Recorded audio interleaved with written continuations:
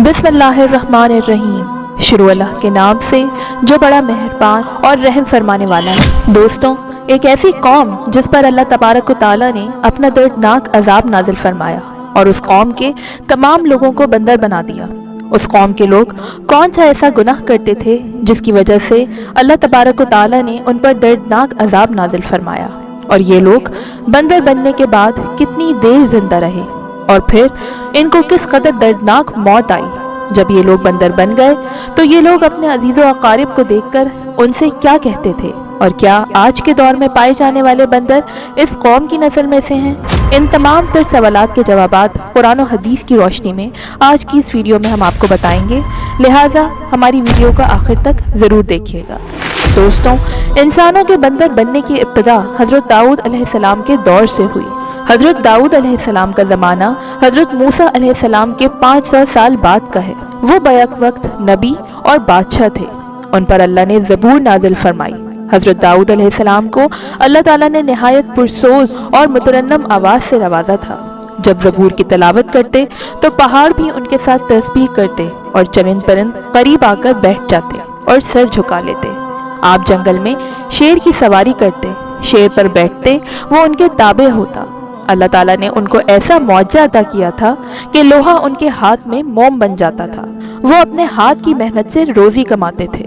जलीलुल क़दर पैगंबर हज़रत सुलेमान अलैहिस्सलाम हज़रत दाऊद अलैहिस्सलाम के फर्जंद थे। हज़रत दाऊद अलैहिस्सलाम और उनकी कौम समंदर के किनारे एला नामी गांव में रहते थे और इनकी तादाद 77,000 के करीब थी। ये कौम बड़ी ही खुशहाल थी और अल्लाह तबारक व तआला के फरमाबरदार कौम थी।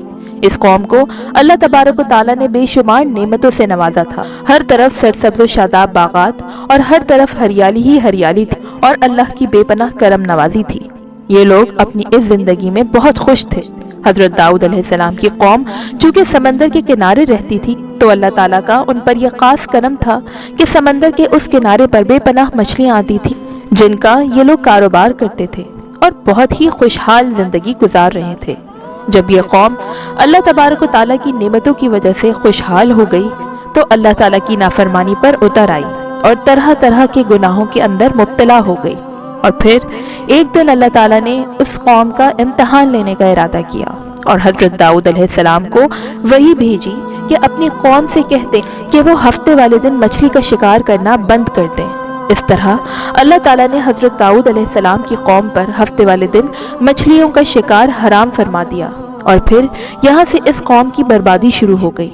हज़रत दाऊद अलैहिस्सलाम ने अपनी कौम को बताया कि अल्लाह ताला ने हफ्ते वाले दिन मछलियों के शिकार को हराम करार दे दिया है। तो वो लोग बहुत ही ज़्यादा परेशान हो गए और सारी कौम सर जोड़कर बैठ गई, क्योंकि हफ्ते का दिन ही वो दिन था जिसमें मछलियाँ वाफिर मकदार में आती थीं और खुद बखुद किनारे पर आ जाती थीं, और बाकी दिन ऐसे थे कि बहुत कम और ना होने के बराबर मछलियाँ पकड़ी जाती थीं।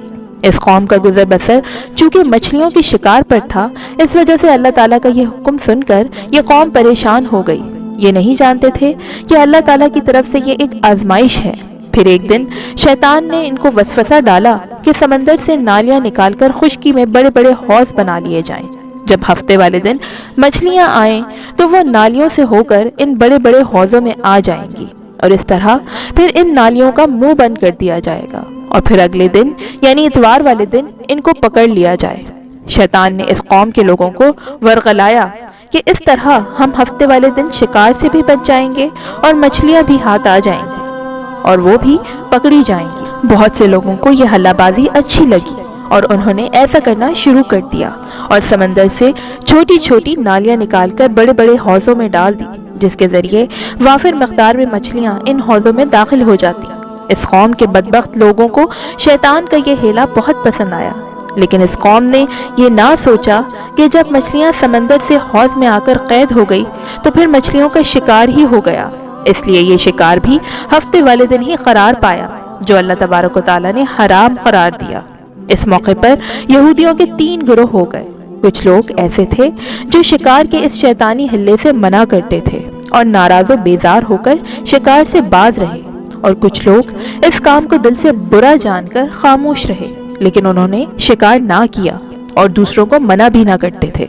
بلکہ یہ لوگ منع کرنے والوں سے کہتے تھے کہ تم لوگ ایسی قوم کو نصیحت کرتے ہو جنہیں اللہ تبارک و تعالیٰ ان قریب ہلاک کرنے والا ہے اور ان پر اپنا دردناک عذاب نازل فرمانے والا ہے۔ اور اس قوم کے کچھ لوگ ایسے تھے جو سرکش اور نافرمان لوگ تھے، جنہوں نے اللہ تعالیٰ کے حکم کی اعلانیہ مخالفت کی اور شیطان کی اس چال بازی کو مان کر ہفتے والے دن شکار کرنے لگے۔ یہ لوگ اللہ تعالیٰ کے حکم کی کھلم کھلا مخالفت کرتے اور ہفتے والے دن مچھلیوں کا شکار کر کے ان کو کھایا کرتے تھے اور بیچا کرتے تھے۔ پیارے دوستوں، حضرت داؤد علیہ السلام کی قوم کے 1200 ایسے نافرمان افراد تھے جو منع کرنے کے باوجود بھی ہفتے کو ان نالیوں کے ذریعے شکار کرتے رہے۔ حضرت داؤد علیہ السلام نے ان نافرمانوں کو اللہ تعالیٰ کے عذاب سے ڈرایا کہ وہ اللہ تعالیٰ کے اس نافرمانی سے باز آ جائیں، لیکن وہ لوگ باز نہ آئے اور کھلے عام شکار کرنے لگے۔ چنانچہ وہ لوگ جو اس بات کو برا جانتے تھے، ان لوگوں نے اپنے اور ان نافرمانوں کے درمیان ایک دیوار کھڑی کر دی، جس کی ایک طرف وہ 1200 نافرمان رہتے تھے اور دوسری طرف وہ لوگ تھے جو شکار سے باز رہے۔ حضرت داؤد علیہ السلام نے اپنی اس قوم کے نافرمانوں کو بارہا سمجھایا، لیکن یہ لوگ اپنی سرکشی سے باز نہ آئے اور نافرمانی میں ڈٹے رہے۔ پھر ایک دن حضرت داؤد علیہ السلام نے غضبناک ہو کر شکار کرنے والوں پر لعنت فرما دی۔ اس کا اثر یہ ہوا کہ ایک دن خطا کاروں میں سے کوئی بھی اپنے غرض سے باہر نہ نکلا۔ یہ منظر دیکھ کر کچھ لوگ ان کی دیواروں پر چڑھ گئے تاکہ معلوم ہو سکے کہ وہ لوگ کس حال میں ہیں۔ جب ان لوگوں نے ان نافرمانوں کو دیکھا تو وہ سب کے سب بندر کی صورت میں مسخ ہو چکے تھے۔ اللہ تعالیٰ نے ان کی نافرمانی کی وجہ سے ان پر اپنا دردناک عذاب نازل فرمایا اور ان کو انسانوں سے بندر بنا دیا۔ جب لوگ ان مجرموں کا دروازہ کھول کر ان کے گھروں میں داخل ہوئے تو وہ بندر اپنے رشتہ داروں کو پہچانتے تھے اور ان کے پاس آ کر ان کے کپڑوں کو سونگھتے تھے اور زار و قطار روتے تھے، لیکن وہ کچھ بول نہ سکتے تھے۔ اللہ تبارک و تعالیٰ کے ان نافرمان بندر بن جانے والے لوگوں کی تعداد 12,000 تھی۔ ان 12,000 لوگوں نے اللہ تعالیٰ کی نافرمانی کی اور اللہ تعالیٰ نے ان کو بندر بنا دیا، جس طرح اللہ تعالیٰ نے سورہ بقرہ میں ارشاد فرمایا ہے، اور بے شک ضرور تمہیں معلوم ہے تم میں کہ وہ جنہوں نے ہفتے میں سرکشی کی تو ہم نے ان سے فرمایا کہ ہو جاؤ بندر، دھتکارے ہوئے۔ اس طرح حضرت داؤد علیہ السلام کی قوم کے 12,000 نافرمان بندر بن گئے۔ یہ لوگ 3 دن تک زندہ رہے تھے اور اس دوران یہ کچھ نہ کھا سکتے تھے اور نہ ہی پی سکتے تھے، بلکہ یوں ہی بھوکے پیاسے سب کے سب ہلاک ہو گئے اور 3 دن کے اندر ہی سب کے سب مارے گئے۔ اور وہ لوگ جو ان نافرمانوں کو اللہ تبارک و تعالیٰ کے اس نافرمانی سے منع کرتے تھے، اللہ تعالیٰ نے ان کو اس عذاب سے سلامت رکھا، اور وہ لوگ جو اس شکار کو برا جان کر خاموش رہتے تھے، اللہ تعالیٰ نے ان کو بھی اس عذاب سے سلامت رکھا۔ پیارے دوستوں، اب بات کرتے ہیں کہ آج کے دور کے بندروں میں سے کیا کوئی بندروں کی نسل میں سے بھی موجود ہے، یا آج کے دور میں پائے جانے والے بندر انہی بندروں کی نسل میں سے ہیں۔ اس کے متعلق روایات میں آتا ہے کہ حضرت عبداللہ بن مسعود رضی اللہ تعالیٰ عنہ سے روایت ہے کہ رسول اللہ صلی اللہ علیہ وآلہ وسلم سے کسی نے سوال کیا کہ آج کے بندر کیا حضرت داؤد علیہ السلام کی قوم سے ہیں؟ تو حضور صلی اللہ علیہ وآلہ وسلم نے ارشاد فرمایا کہ اللہ تعالیٰ جس قوم پر عذاب بھیجتا ہے یا ان کی شکلوں کو مسخ کرتا ہے تو یہ عذاب انہی پر ہوتا ہے جن پر وہ عذاب نازل ہوا تھا، اور اس کے بعد اللہ تعالیٰ ان لوگوں کو ہلاک کر دیتا ہے اور ان کی آگے نسل نہیں بڑھتی۔ اس لیے یہ بات غلط ہے کہ کچھ لوگ یہ سوچتے ہیں کہ آج کے بندروں میں بھی حضرت داؤد علیہ السلام کی قوم کے بندر بننے والوں کی نسل موجود ہے۔ ایسا کچھ بھی نہیں ہے۔ وہ لوگ صرف اور صرف 3 دن زندہ رہے اور اس کے بعد سب کے سب ہلاک ہو گئے، اور اللہ تعالیٰ نے اس قوم کے نافرمانوں کو صفحہ ہستی سے مٹا دیا۔ یہ واقعہ سورہ بقرہ اور سورہ الاعراف میں بھی موجود ہے، اور تفاسیر کی کتابیں اٹھا کر دیکھ لیجئے، آپ کو بے شمار واقعات ایسے ملیں گے جن سے معلوم ہوگا کہ نبی صلی اللہ علیہ وآلہ وسلم کی بعثت سے قبل عذاب الہی میں اقوام کے چہرے مسخ ہو جایا کرتے تھے اور بستیوں کی بستیاں الٹ جایا کرتی تھیں، آسمان سے پتھروں کی بارش ہو جایا کرتی تھی۔ لیکن قربان جانیے ہمارے پیارے مصطفیٰ صلی اللہ علیہ وآلہ وسلم کی آمد کے کہ آپ صلی اللہ علیہ وآلہ وسلم کی آمد کے بعد چہرے مسخ ہونے کا عذاب رب کریم کو گوارا نہ ہوا۔ لہٰذا ہم خوش قسمت ہیں کہ نبی آخر الزماں صلی اللہ علیہ وآلہ وسلم کی امت میں پیدا ہونے کا ہمیں شرف ملا، ورنہ تو بدعمالی میں ہم بھی اس قبیلے سے کم نہیں۔ اور مفسرین کرام ان عذابوں کی ایک وجہ یہ بھی بیان کرتے ہیں کہ پہلے کی اکثر امتیں اپنے انبیاء کرام کا مذاق اڑایا کرتی تھیں، اور ان کے قتل کے درپے رہتی تھیں۔ الحمدللہ ایک سچا مسلمان رسول اللہ صلی اللہ علیہ وآلہ وسلم سے بے پناہ محبت کرتا ہے، اور آپ صلی اللہ علیہ وآلہ وسلم پر اپنی جان، اپنا مال، اپنے ماں باپ، اپنی اولاد سب کچھ قربان کر سکتا ہے۔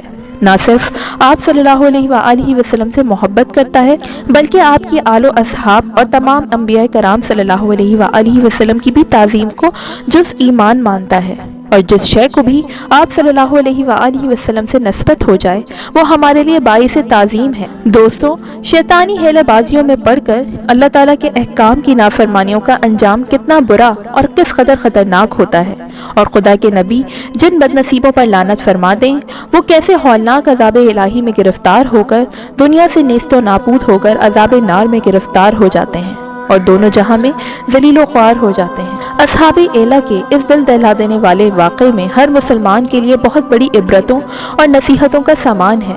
کاش اس واقعے سے مسلمانوں کے قلوب میں خوف خداوندی کی لہر پیدا ہو جائے اور وہ اللہ اور اس کے رسول صلی اللہ علیہ وآلہ وسلم کی نافرمانیوں میں بھٹکنے سے منہ موڑ کر صراط مستقیم کی شاہراہ پر چل پڑیں اور دونوں جہانوں کی سربلندیوں سے سرفراز ہو کر اعزاز و اکرام کی سلطنت کے تاجدار بن جائیں۔